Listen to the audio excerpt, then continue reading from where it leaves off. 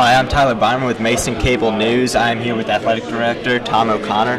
Now, Mr. O'Connor, what were you trying to communicate to the students with this move? Well, it's the entire student body that we're trying to communicate with, and the entire community that we want to be a top athletic program. The Atlantic 10 gives us this opportunity to do that in all sports. Certainly, men's and women's basketball are the forefront of our program.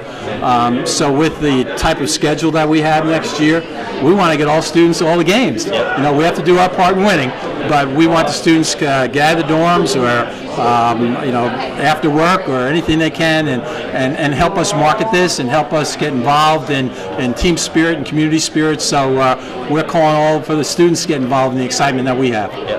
Now, obviously, you said in the press conference that you were very excited about us moving to the Atlantic 10. Is there any other feelings you have toward this move besides excitement?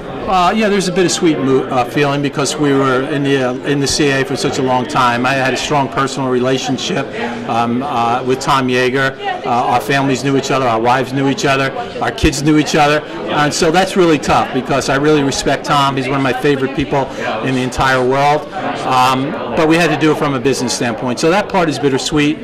From the competition standpoint, I really have good friends with the athletic directors and coaches, and I'm sure some of our athletes, have that feeling too, that you're leaving something, but you always have to remember something new might be just a little bit better. Okay, and now is there going to be anything for the senior student athletes, here competing in spring sports that won't have the chance to compete in the CAA championship, like any, I don't want to say compensation, but it's not their fault that we're leaving. Right, and I agonized over that, and I apologize this morning, but I'm going to meet with all of the teams. I'm going to meet with the seniors, and I'm going to ask them their thoughts on that, rather than me dictate something else. I would really like to feel I want to know what they're thinking. I can have sympathy, but I don't have empathy. And I want to know what's on their minds. I want to know how we can help them get through this.